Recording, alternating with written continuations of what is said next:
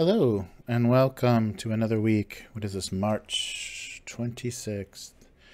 So this might be a little rough. I'm losing my voice a little bit, so I may have to give up before we get everything finished, or might just get a little quiet. So it's spring here, which means that there's lots of bizarre pollen in the air, and strangely enough, I've never had pollen allergies before coming to Japan, so that's been something to enjoy. Sorry, I won't clear my throat into the microphone. Sorry about that. All right, so it looks like everything is up and running, so I'm not quite sure. I was considering canceling this week because I was feeling so miserable, but we'll give this a shot. I'm just not sure how good it's gonna go, but we're here.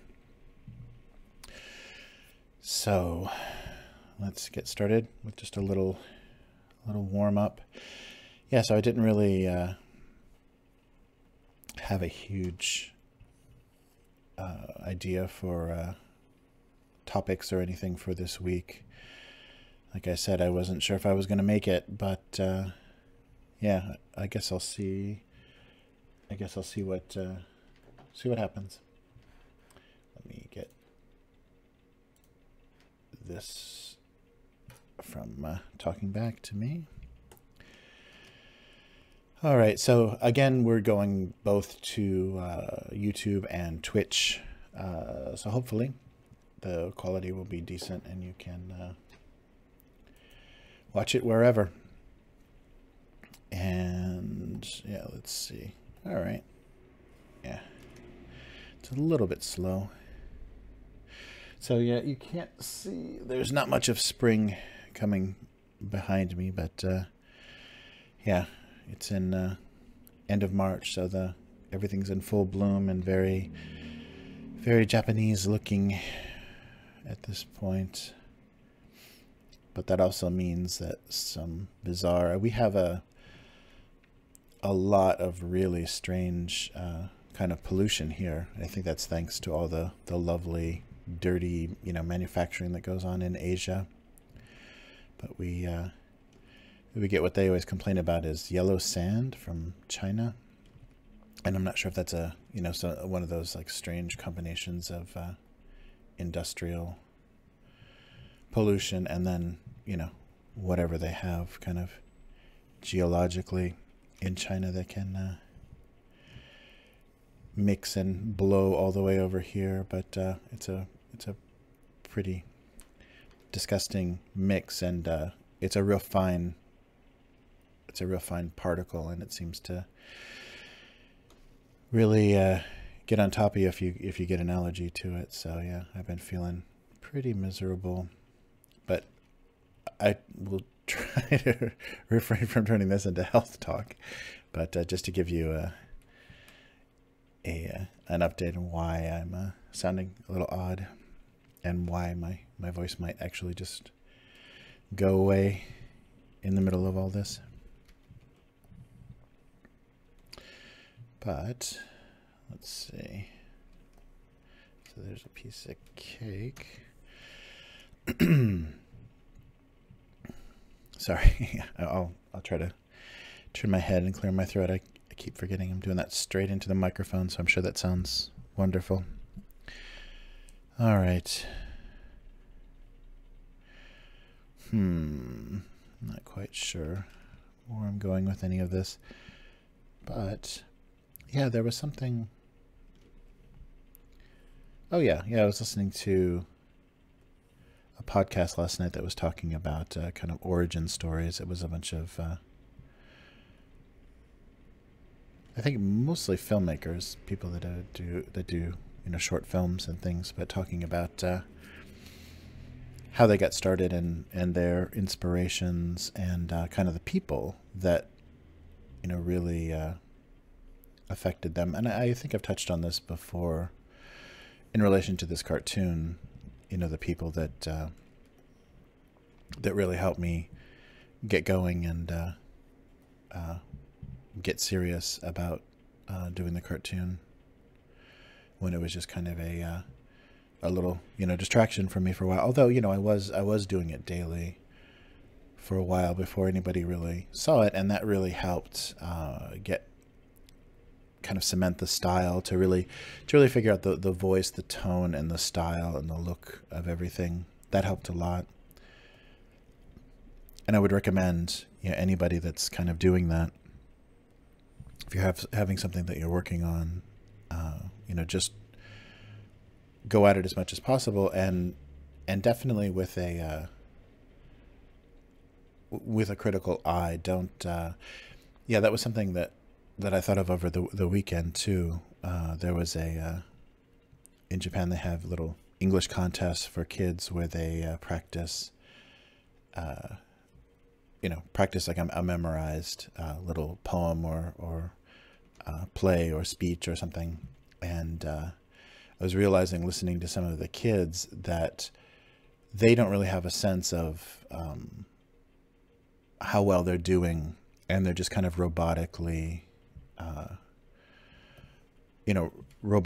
going through the motions. And you can really tell the kids that didn't have any guidance and don't really have any sense of if they're getting better or not, but they're very dedicated and probably practiced every day, but they sounded really terrible. They just sounded very automatic and very practiced and very memorized.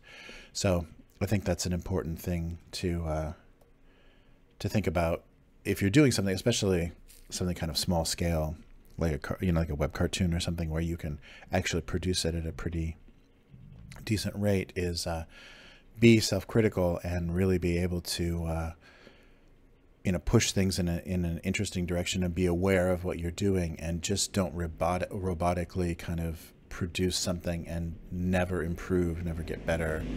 Ooh, that's a big bunch of diesel. But because that's kind of a useless, that's kind of a useless thing. And you see a lot of that on the internet, people that are kind of, fanatically dedicated to doing something. And even though they've been doing it for years, it's just not improving because they're not critical of themselves. They're not, either accepting other people's feedback or themselves looking at it in a way that's going to help them improve it. Because you can do something over and over again, but without being self-critical, you're not going to find out, where it can go and how it can get better. So yeah, I think that's an important aspect to it. And I don't quite know. I mean, I guess I was just very critical of what I was doing, but the idea for this cartoon kind of stuck. And so when I was working on it, I realized I definitely have something here, because it's repeatable, and I can keep kind of honing in and pushing it in certain directions. And once I kind of established how I wanted it to look and the rules for, kind of the humor of it and the setting, I could, I could go from there. And I think that's a very, very important thing to do, is be able to be critical of yourself so that you can help make the work better, and just help it work. Because as I was getting feedback from people, I was realizing it was funny. It was funny enough to produce as a cartoon, and there was enough there that people could, stay interested and be entertained in it. And I mean, there's been a lot of things, a lot of ideas and projects that I've had that just haven't gone anywhere, that I just haven't ever found the kind of tone, or the idea didn't really gel, or just kind of didn't take shape, so that it was something that I could actually work with.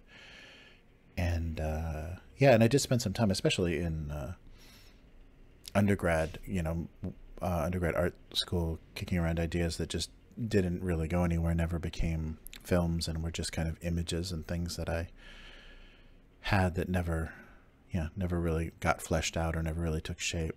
And so yeah, it's important to be dedicated to what you're doing, but also be able to make it the best possible thing it can be, instead of just amusing yourself, or just kind of robotically producing things. Because you can see there are a lot of people that can be very prolific online, especially with the tools we have today.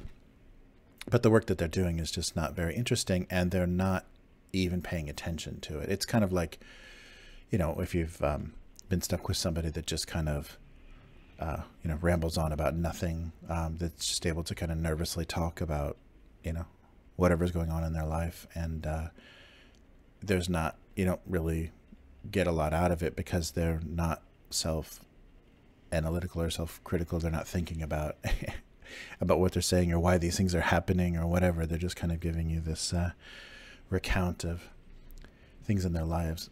So you, yeah, it's important to keep that in mind and be aware of what you're doing and kind of have goals creatively, like how you want certain things to work or how things can be made better. And I think that self-criticism can also be inhibiting. You know, I think a lot of people can beat themselves up to the point where nothing they never feel that anything they do is ever good enough. So it'll hurt them as far as having, you know, the bravery to try to get something published or submitting things. But yeah, it's something to always be aware of. Yeah, so yeah, I don't know if there's a lot more to say about the kind of inspiration. I didn't really have, like, I was really surprised. I didn't ever think that I could, or that I would be a cartoonist or do cartooning. And it was just the experience of connecting with people, of doing this work and then having people respond to it, that really reinforced the idea that, yeah, this is good, and this is something. I think I talked about the kind of immediacy of it when there's things like animation, or even comics. There's such, you know, there's so much more of a production time that you do lose. You do lose kind of a connection, and there's not so much of an immediate response. It takes a while, and while you're working on it, you're not seeing,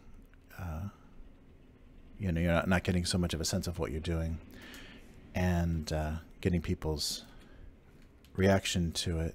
So yeah, this kind of single panel gag cartoon for me was a real jump ahead in that feedback, and it made it more satisfying. You know, it made me able to, you know, dedicate myself more to it because there was a lot more immediacy. I'm, you know, was putting stuff up every week, and at some point, you know, daily.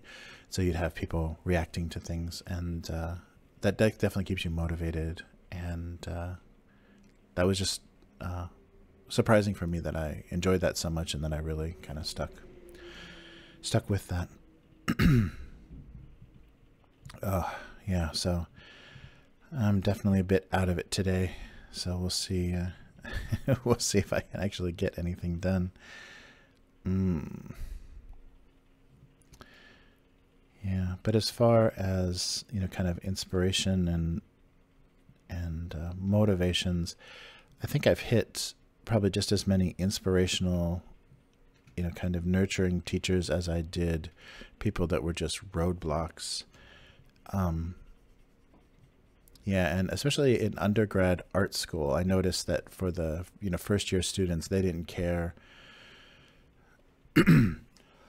Excuse me. They didn't care so much about what kind of idiot they put in charge of the kind of, you know, mandatory, the, you know, studio drawing or figure drawing 101 classes. They didn't care what kind of loser grad students they put in charge there. So I had some real losers. There was a guy that I think his only motivation was to figure out how to meet the girls in the class outside of school, and, you know, outside of school hours and outside of school grounds, because there was all this talk of you know, doing drawings at midnight in the park and all of this nonsense. I really hope that that caught up with that guy someday. But yeah, really really frustrating, and kind of you know, roadblock kind of teachers that or instructors that didn't really push things forward or help you very much. And then there were the teachers that, mostly by the example of their work and their career, were really inspirational. Seeing what they had accomplished, and then the time that they spent with you, kind of helping you figure out. So I remember there was one of my first oil painting classes. So I was kind of struggling with this piece, and nothing was really, with this painting, and nothing was really coming together. I think it was actually just doing a still life. There was like a stack of furniture in the room that we were supposed to be painting, and the teacher just very basically, like, said, you're on the right track here, but this is, what you kind of need to pay attention to much more. And he just, from what I'd already mixed on my palette, just kind of with the knife, kind of laid these colors against each other on the canvas. And it was really amazing to see, where I needed to be going, what I needed to be pushing, and how I needed to, find those contrasts and those edges, and how I need the shapes and forms in the painting needed to be pushed and pulled a lot further. And that was really, it was really amazing, like how quickly, I saw things coming together with just a few, examples of, where things could go, color-wise and form-wise. So that was really exciting and really inspirational. And I think you need that kind of stuff, especially early on, when you're working to see, where things can go, and how people can, be already so accomplished and so far ahead with those sorts of things. Yeah, apologies, I'm hanging in there, but so it's a real mix, and always, just like anything else in life, focus on the good and try to ignore the bad, because you are going to get, people just collecting a paycheck, or, some real useless people in your academic career, creative career, or, work career, your work career. That's kind of redundant, but it's always going to be a mix of that, and it's important to not get discouraged, by the bad stuff. And I think there are always a lot of, bodies along that highway of people that just were unmotivated. I don't know what the, that they were hurt so badly by input, or, an attitude by one of their, instructors or teachers, or someone that they respected their opinion, that it just knocked them completely out of the desire, to do something, and feeling untalented, or feeling incapable. And so that's a really dangerous thing. And just don't take it, too seriously, and just, try to know yourself, because there will be people that, for whatever reason, don't like you, and may actually, actively try to, what is the word I'm looking for? I keep thinking the opposite of these kind of positive words, demotivate. They'll try to discourage, I guess, is what I'm looking for. They'll try to discourage you from, following through. And it's an interesting thing, because I've always been, that was for me the hard part of art school, is I never felt, especially in high school, that I fit in particularly with the, any social group. And so that was kind of what motivated me. I'm going to explain this well, but that kind of motivated me to go to art school, just the kind of disenfranchised feeling I had in high school. And I think a lot of people go through that. So I felt that, I'm really going to find a place that I fit in, and really, think things will really feel different in that environment. And it wasn't the case. It's just unfriendly in a completely different way, because I don't think I was for a lot of people, I don't think I was outsider enough, for their kind of liking, for their kind of attitude. So I felt the same sort of kind of disenfranchised, kind of pushed out thing in art school that I felt in high school, because I think I'm always kind of in between, and maybe you can even see that in my work, in my cartooning. It's like, it's, kind of cute or kind of funny, but not too much. It's really in between. So I think a lot of people react poorly to the, the humor or the tone of things, because it's not so much one way or so much another. And yeah, so I feel a lot of that sort of thing. Always, through my career and with my work, the kind of never quite fits something, so it never quite, hits a certain audience as hard as it could, maybe because of that. But that was the really, I don't know if that's the irony or the kind of funny thing about art school, is I just wasn't arty enough. I was too arty, or too, whatever you would say, creative, or out, out of it, for the people I came up in high school with, but not enough for actual art school. So it was very strange. And I think a lot of that is what pushed me towards towards animation, the animation department and things, especially in undergrad, is that seemed to be a more nurturing environment. And I think all the filmmaking stuff, because you need the cooperation of other people, it's not so much a solo effort, that animation was a more accepting and supportive situation, because people wanted your help with doing their thing, and you needed their help at the same time, especially with a lot of the technical things, or sound mixing or whatever. And yeah, so that was a probably a motivation, because I definitely felt that there wasn't a lot of people I was relating to in the kind of painting and drawing department specifically.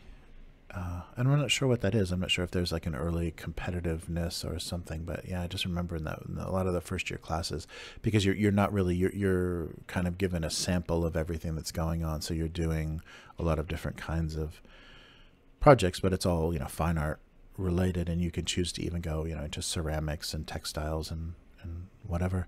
But I stayed more in the, kind of studio arts. But yeah, there's just a lot of unpleasant people that I'm sure did nothing with their education, but really, made me uncomfortable and miserable enough. So good for them. Hope they're all doing terribly. But yeah, it's one of those things. So yeah, so that's always going to be part of it. And I think too, fitting in too well can kind of be dangerous too, because especially in graduate school, it seemed like the people that were fitting in really well and really trying, all they did was they just wanted teaching positions at the school. So that was a little strange too. I remember that in graduate school, that the people that were just the friendliest and really trying, really not they didn't have particularly interesting work, but grad school was just a very long interview for a starting teacher position. Yeah, I remember that was odd, and you kind of suspected that, you kind of felt that from those people, and that's all that they were doing. So any way that they were nice, or any help that they offered, was just to show what a great candidate they would be. And I think that maybe, I mean, I don't have I only have that limited one kind of experience of graduate school, but that may be a very common situation, because most people see graduate school as, you're able to teach after that. So try to get your teaching career all lined up while you're finishing that. was that from World According to Gradual School? School you go to gradually learn you don't want to go to school anymore.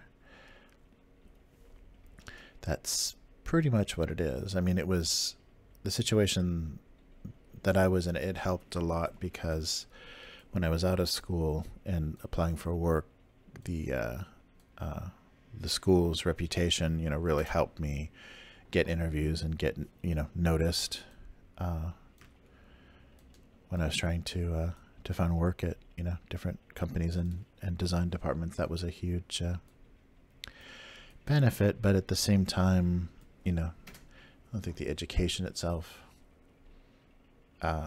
particularly, solidified me as an artist or made me what I am today.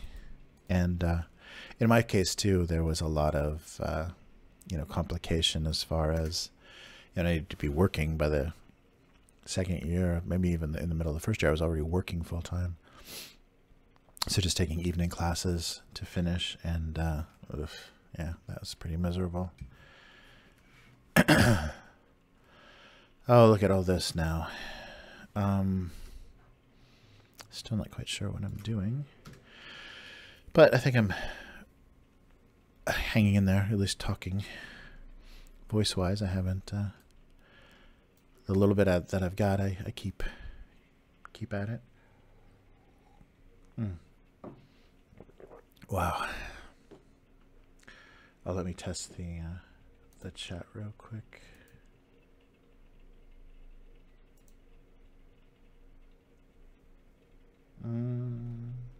Oh yeah, there it is. Okay. Yeah, it seems to be working, so hopefully I'll see that if it pops up, but that's only the Twitch. So if anybody is writing me on YouTube, I apologize because I'm probably not going to see it in time. Oh, all right. But, oh, sorry, let me check one more thing, make sure I'm going okay here. Oh, and last week I noticed I duplicated. So on YouTube in the archive, there's a duplicate for last week because I exported it from Twitch as well, but I forgot that I was restreaming, so that everybody should have had that automatically, but instead I duplicated it. And the only difference is you'll notice the ones like maybe 5 minutes shorter or whatever, but I trim the edges, trim the ends of the this stream is starting soon, that title card. I trim that down. So that's why there's two from last week. It's actually just a duplicate. All right.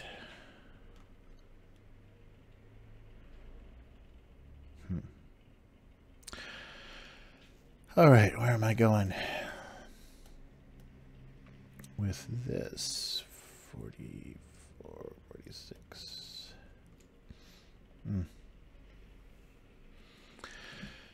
Wow. Yeah, so as far as trying to get back to kind of early inspirations, I definitely think my and oddly enough, my high school, which I guess was junior high school.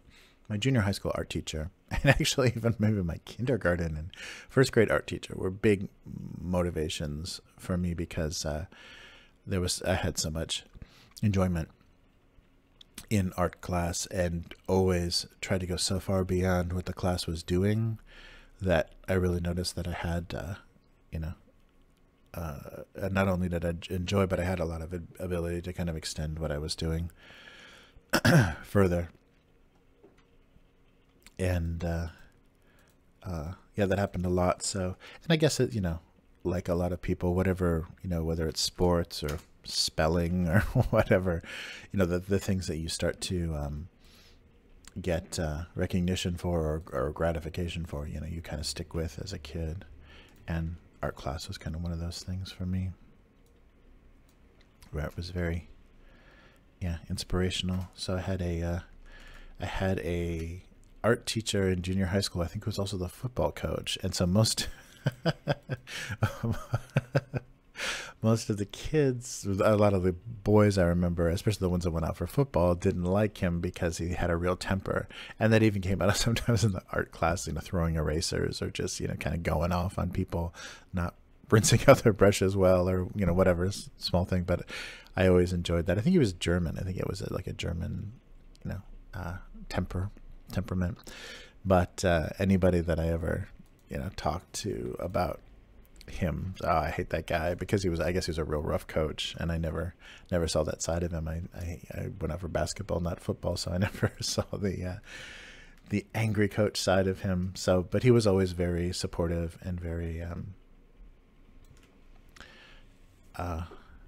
very encouraging when I was doing, and that was still in junior high school. You're just doing a bunch of nonsense. A lot of your artistic pursuits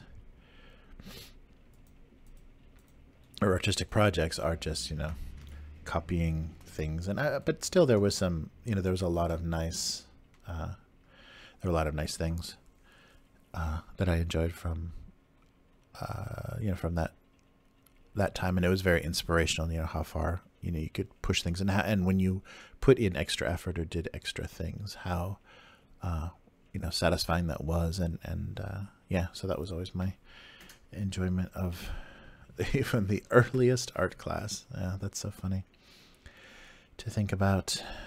Let's see here. Let's try to move some of this stuff over.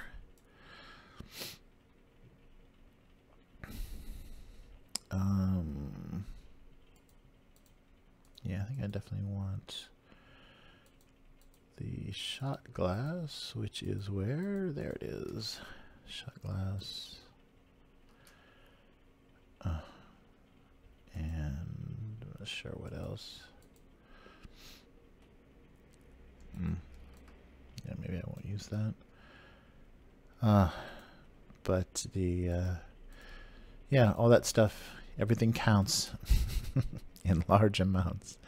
Yeah, that kind of stuff is really funny. How it sticks with you, and that's the nature versus nurture thing. I guess you have your natural disposition to certain things, and then as the world around you kind of rewards you or punishes you for liking certain things, you develop who you are from there. So, and that's an interesting thing too, because I think now people can have this kind of positive well, yeah, in a also in a little bit more dangerous way, can have this positive feedback, have that positive feedback from people online, and so you never really have to, risk much or kind of go out in the world. Come on, risking anything, because you can develop a supportive little group of people online. And a lot of the times too, you see that really constructive, amazing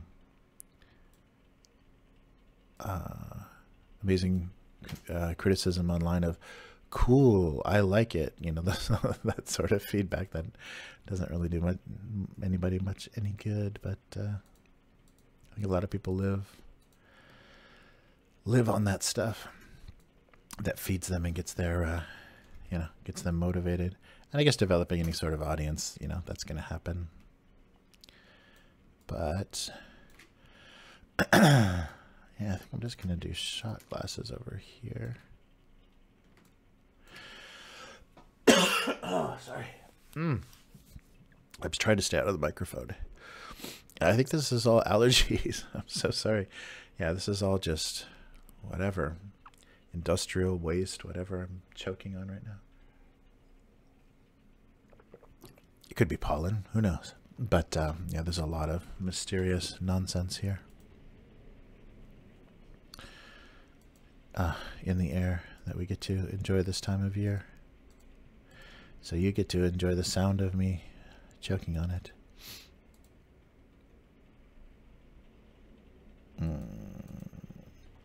Where's that spoon?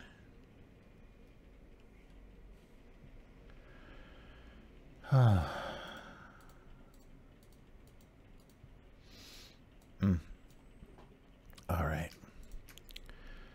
So try to put some of these together.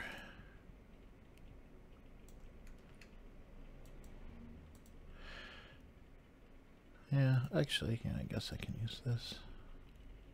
Composition might be a little more fun like this.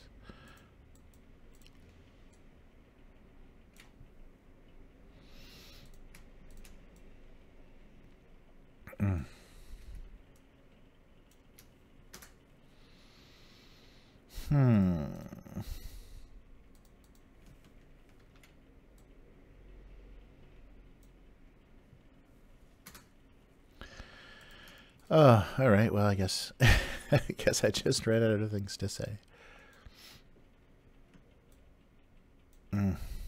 Yeah, try something like that.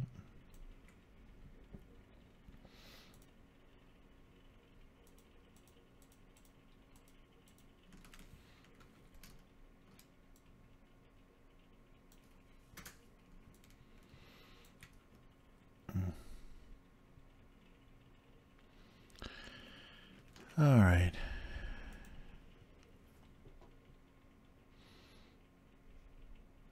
I think I've actually done a flaming shot glass before, haven't I?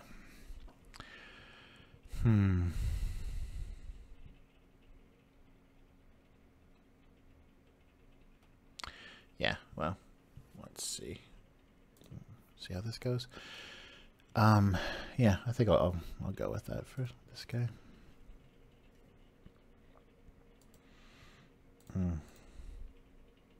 Yeah, maybe so I can get a little bit of a, come on, a little bit of highlight. I'll come down for the glasses. Yeah, get a little bit of contrast.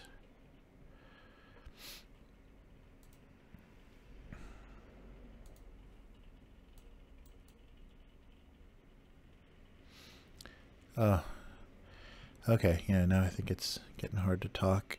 So sorry if I get quiet. It's just, yeah, getting difficult. I don't know what color. It's too orange. Yeah, let's see how this goes.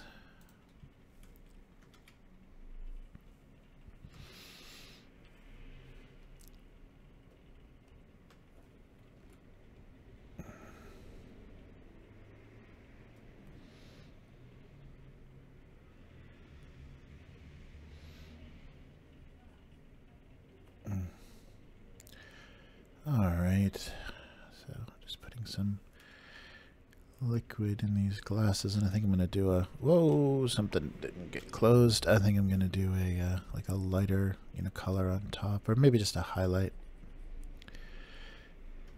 I gotta get some depth going. Yeah, those are way too orange. I should bring this down and maybe a little more red and bring it down. Oh, well, good. That works. All right.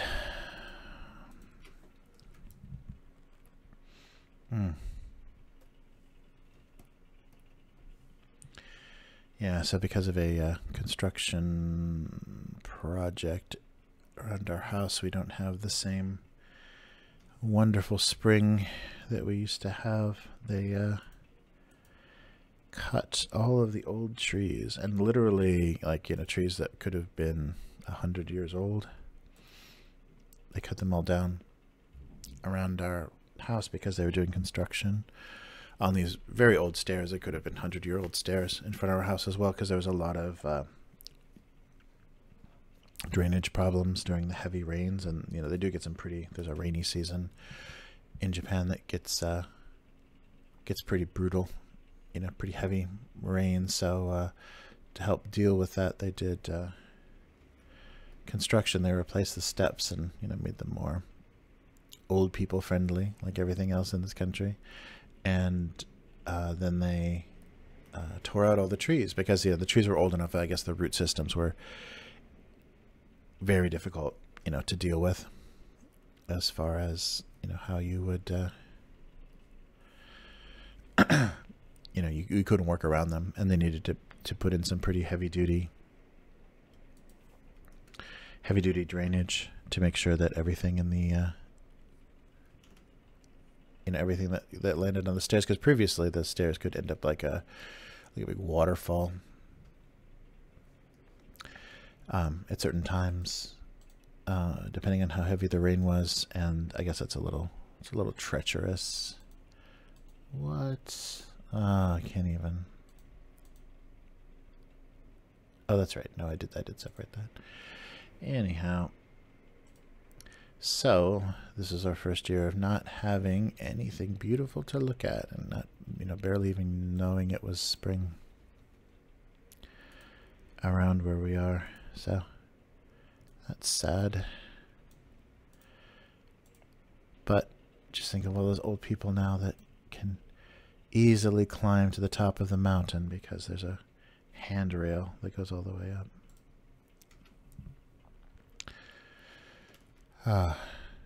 But yeah, so that's too bad. The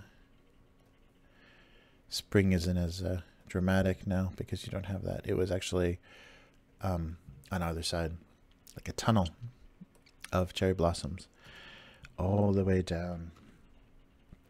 So really beautiful and really, dramatic and very, wow, Japanese feeling. And now that's all gone. And they plant, these little inch diameter, tiny little saplings that probably can take about 20 years to look even slightly like full blooming trees. So I guess by the time my youngest daughter goes away to college, there'll be some beautiful springs. It's crazy. Yeah, so those sorts of things. It's a really interesting. I mean, it was a very practical project. They had to do it, for in a lot of ways. There, it was just required. But at the same time, you feel the weird corruption in Japan, where you don't know if it's just a city trying to get rid of its budget, and it took. They said, and they did all the planning on the project, and it was 3 more years after that before things even got started. So it was hard to know how legit all of it was. And then when you saw some of the workers that were working on it, I don't know where Japan gets some of its construction workers, but it looks like escaped mental patients and prisoners. Sometimes it's a little dodgy, and they're like in front of your house all day, so that's lovely. But wow, so complaining about my health and then community issues, local community issues. This is an exciting podcast or streaming session, a live stream. Yeah, so I'll try to refrain from too much of that, but that's a very exceptional thing. So I guess culturally, like if we're going to talk about kind of Japanese culture stuff, it's very interesting the balance they have between new and old here, and the necessity that how things are practical and practically need to be done, and then the kind of reverence or respect for older things. There's a very strange balance here that's kind of hard to see sometimes, but yeah, they do things in a very odd way sometimes, and not how you would expect, because I think a lot of the Western ideas of preservation and respect for history and things, they don't apply the same way here, because you need there's a lot of different factors and motivations that make things happen here. I don't know. I'm not if I'm explaining that quite right, but it's a very different style, very different animal. Let's see if I can get something like vivid to kind of pop up. Yeah, maybe hard light is my only option. There we go. And a little bit of smoke. So that changed my, yeah, so spring could be a real uplifting time because as soon as you get that change of weather, even though we don't have very severe winters in Western Japan, it, you know, it was really happy, you know, when things started warming up and the trees started blooming.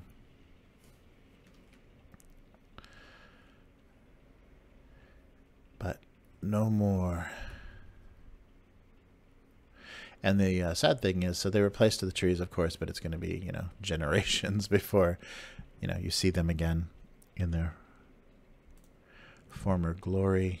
But at the same time, a lot of the older residents, you know, the thing that they don't like about the trees is they drop their leaves in the fall, and so that's some work, you know, cleaning them up. So some of the people opted for, instead of having the trees that were taken out, instead of replacing them, they with trees with, you know, future cherry blossoms, they're going to have just these color changing bushes, very low, kind of hedge like bushes in front of their house. So that was very depressing too. It's all just based on how lazy someone is and how much they don't want to deal with any yard maintenance or, you know, like a maintenance in front of their house. So that was very funny to see. But I guess people are like that everywhere. I'm looking for the eraser. Oh, there, that's right. They just kind of changed the look of it. All right. Okay. Let's see if I can get this to taper.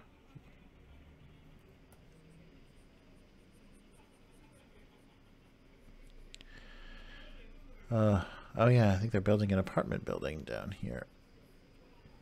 Whoa, close by. I think I hear the beginning of that going up. This has been nonstop construction in the city. I don't know why. I'm sure it's all that Chinese investment.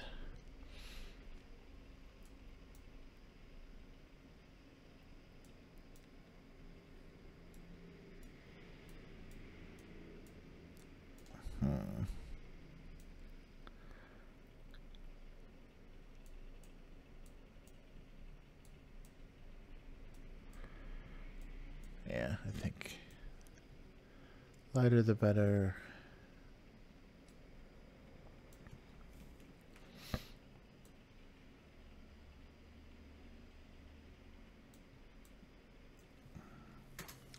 Yeah, something like that. All right. Yeah, I think that'll work.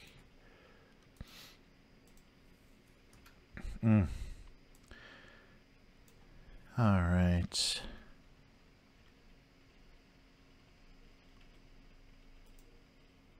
Oops. No, I guess that's enough.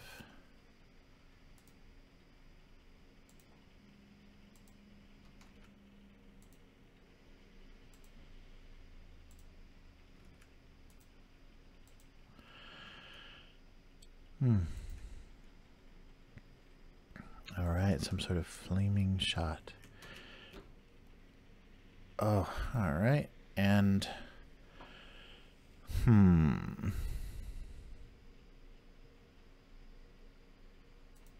let's see what kind of color we can come up with here. Sorry.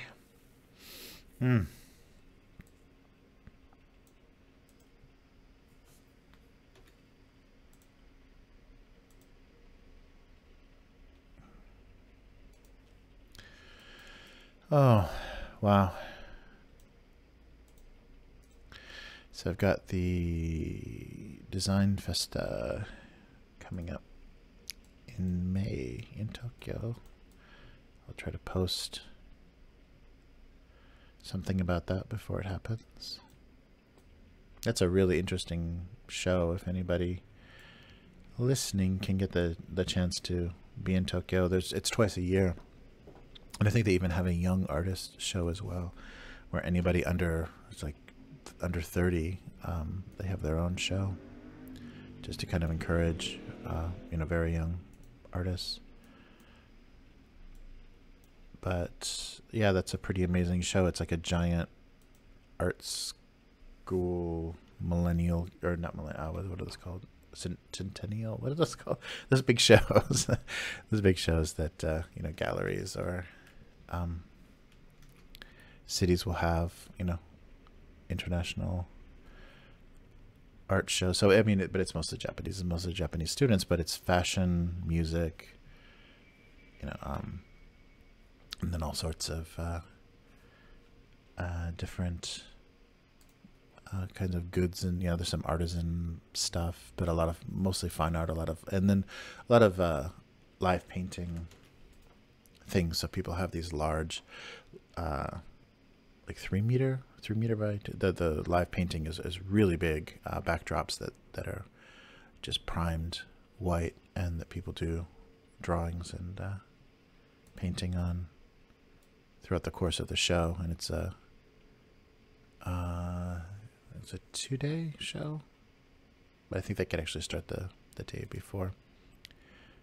But yeah, very interesting, very beautiful stuff. The bread is not quite right color-wise. Yeah, a little bit more of that contrast. Oh, sorry. And I just knocked the mic down. Yeah, I don't know if I'm even still talking into it. I hope this is okay. My voice is so small and weak.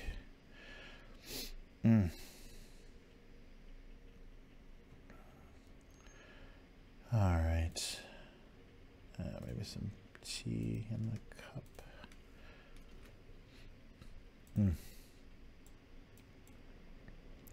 But yeah, the Design Festa. So yeah, illustrators and painters and every kind of work you can imagine is there, and a lot of young energy, and they let people. Interesting thing is they let people cosplay, but they want only original cosplay. So no famous characters. Basically, they want just original. So you get a lot of odd steampunk and things there, but yeah, it's really impressive, the kind of outpouring of creativity. That show, come on. Why is that looking not black? I guess because I was putting it over this. But yeah, really impressive show. If you have a chance, if you enjoy that kind of thing and you have a chance to go to Tokyo, it's usually at the big site, their big convention center, twice a year. And really pretty amazing. All right.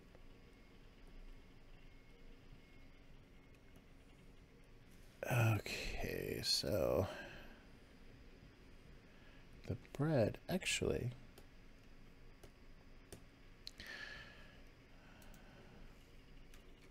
I think this needs to be here.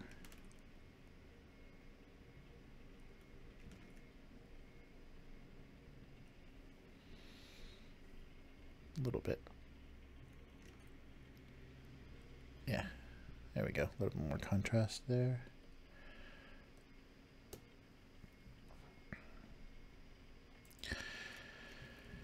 Whew. All right, so what's happening? Oh boy, what's going on? Yeah.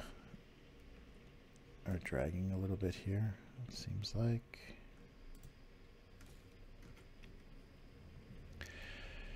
Okay, so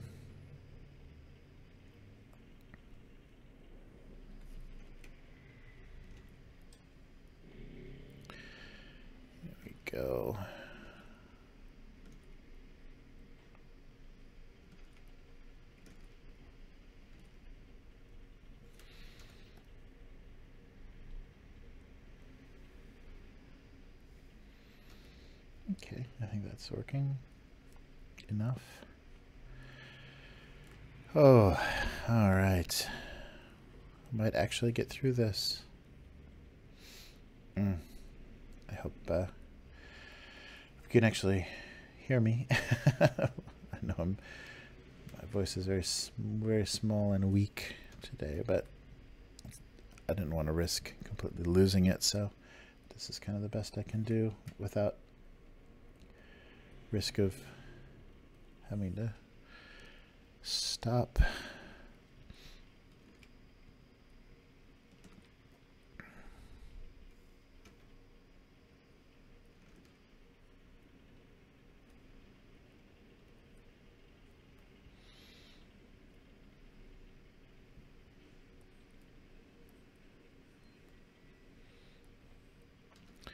All right, and here's the point where I've completely talked out. So what was I talking about? Inspiration. Yeah, so the so keep those people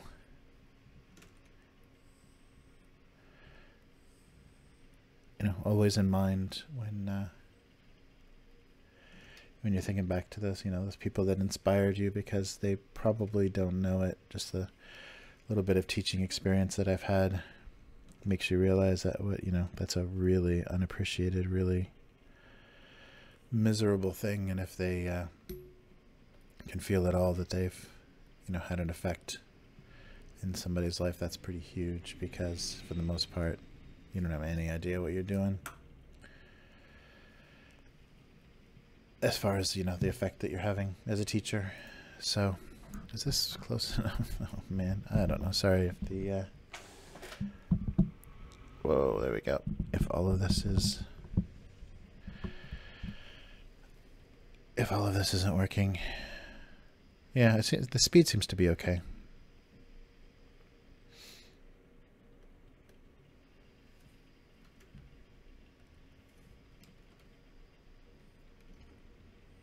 I'm sorry, when I say speed, I'm talking about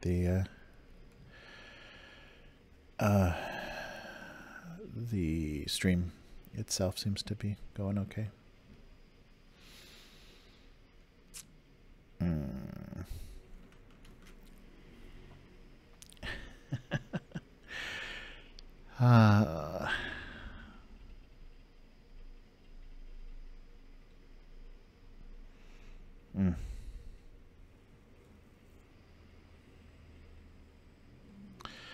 All right. Well, let's put some eyes on some things here. See if we can finish this up.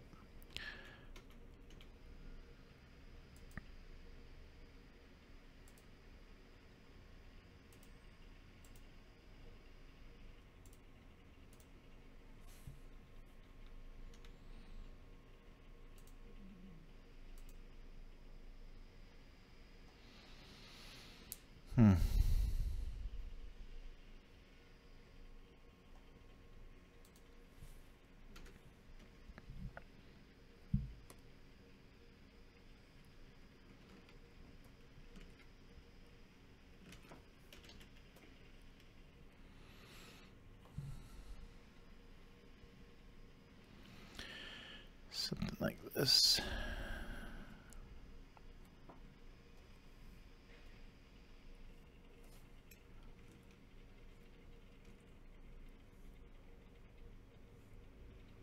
All right.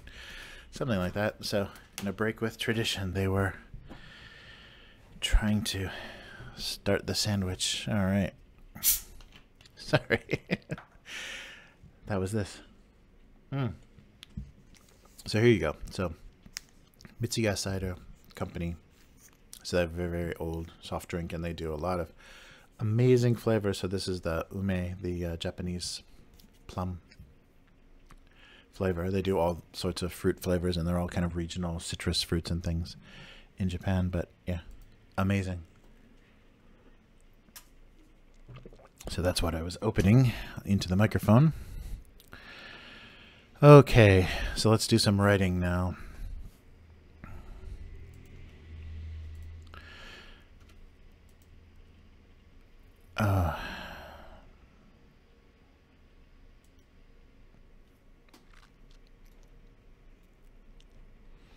Okay. So something about the sandwich. mm.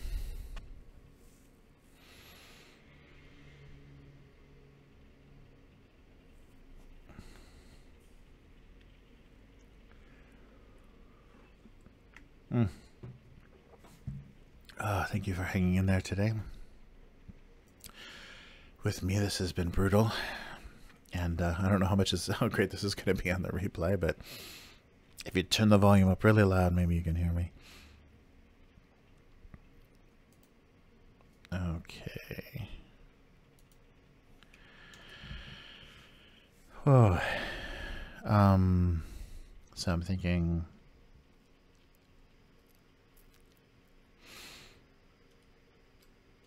at some point in history, all cultures had to contend with the sandwich. This isn't based on any history or anything that I've been reading, but just felt funny. At some point in history, all cultures had to contend with the sandwich. Contend with the sandwich. I don't know. That sounds funny, but I'm not sure how much sense that makes. All right.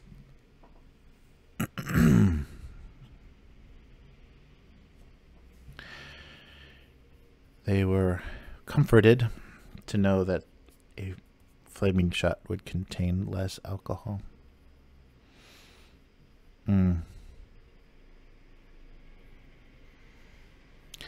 Their only comfort was that, oh yes, their only comfort was that the flaming shot would eventually contain less alcohol.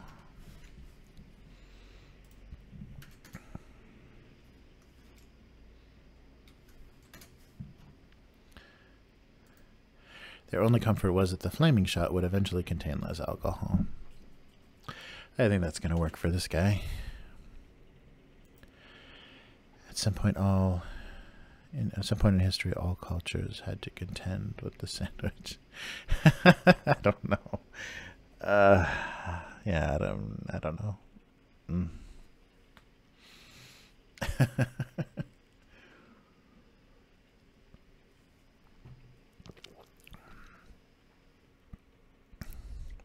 And I don't even know if that's true. I'm sure there are certain cultures that...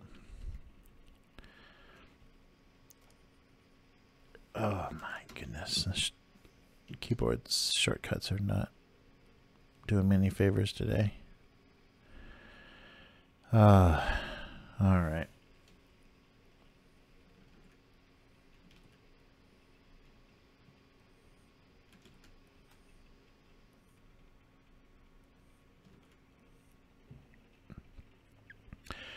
All right. Yeah, I guess that works. At some point in history, all cultures had to contend with the sandwich.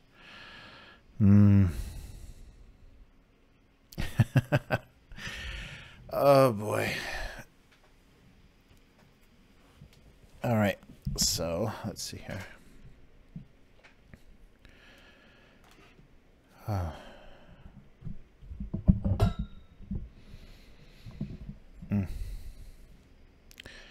Okay. At some point in history, all cultures had to contend with the sandwich. I guess that's going to work.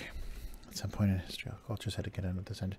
Yeah, I just wanted the funny juxtaposition between big, sloppy pieces of bread. And that's a funny thing. In Japan, they do have white bread, you know, the kind of what we're accustomed to is the sliced loaves of bread that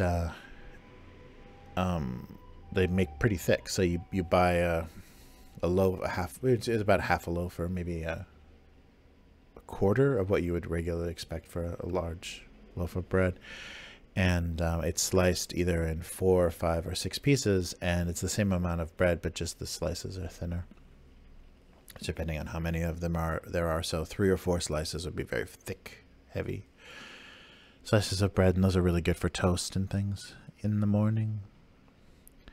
So do I want to be talking about the sandwich or just bread itself, or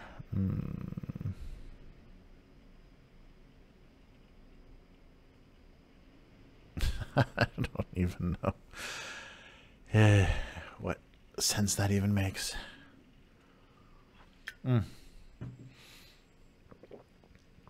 Okay, contend with the sandwich. I just think that's a funny phrase. Yeah, I don't even know. I should have done a little research, and the only comfort was the flaming shot would eventually contain less alcohol.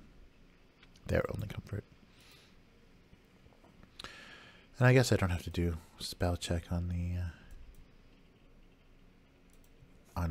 stream. I guess that's kind of boring. I mean, I can basically be done at this point with producing any of this. Yeah, I still can't believe I make like spelling errors and grammar errors and stuff while I'm doing this, because I'm trying to, you know, be careful and still not leave any bizarre. And I guess it happens a lot in the editing process. Like you're kind of going back and forth and fine-tuning or changing the tense or the tone of a joke, and you'll leave a word in there and then when you're rereading it, just skip over it. That's so maddening, so frustrating when I catch those sorts of things later. Just, yeah, it's really frustrating. At some point in history, all cultures had to contend with the sandwich. All right, so yeah, just ohashi on top of the sandwich makes me kind of amused, and the phrase contending with sandwiches is funny. Actually, I should just maybe smear this along here if I've got any tools for that. Yes. This kind of stuff is real memory intensive, though. So you want to be careful if you got a slower, older computer going too crazy with smudge tools. I still remember the very first time I saw maybe like Photoshop 1.0, you know, running on a Mac, I think, in a in a computer store.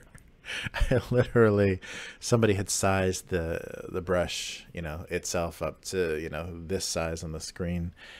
And I just took the pencil tool or the paintbrush tool and tried to make a line on the screen. And it was, I don't know, somebody made an insanely high resolution image or something, but it just killed the machine just started chugging, just trying to draw this one stroke. And that was my first introduction to digital art. And I think I'm pretty much at that same stage of dealing with the actual technology. But I still remember that. I think that actually happened to me twice. Like 2 times I saw demonstration machines and I said, oh, let's see what it's like to draw with a mouse on a PC. And this was, you know, in the maybe early 90s. And every time it just hit this, you know, where I was doing something that obviously required too much memory and was completely freaking the machine out. And yeah, so that's depressing that became my life. All right. Contending with the sandwich. I don't even know if that's funny. All right. So those are our 2 cartoons for today. So I couldn't maintain this level of voice all day today, or else I would have lost it. But I'm glad I didn't, and I'm glad that you hung in there. So thank you for joining me. If you'd like to follow the cartoon, please follow us on Twitter follow me on Twitter at AbuseCartoons, and the channel on YouTube is Abuse Cartoons, and also the website itself is just abusecartoons.com, where the weekly cartoons go up. And you can also have the cartoon automatically along with thousands of other amazing cartoons on gocomics.com/domestic abuse. And if you'd like to support the cartoon and get some discounts on books, some original art, some signed books, please take a look at the Patreon. So patreon.com/abusecartoons. And I do this every week, even when I'm under incredible seasonal allergy duress. So thank you so much for joining me, and I will see you again next week. Goodbye.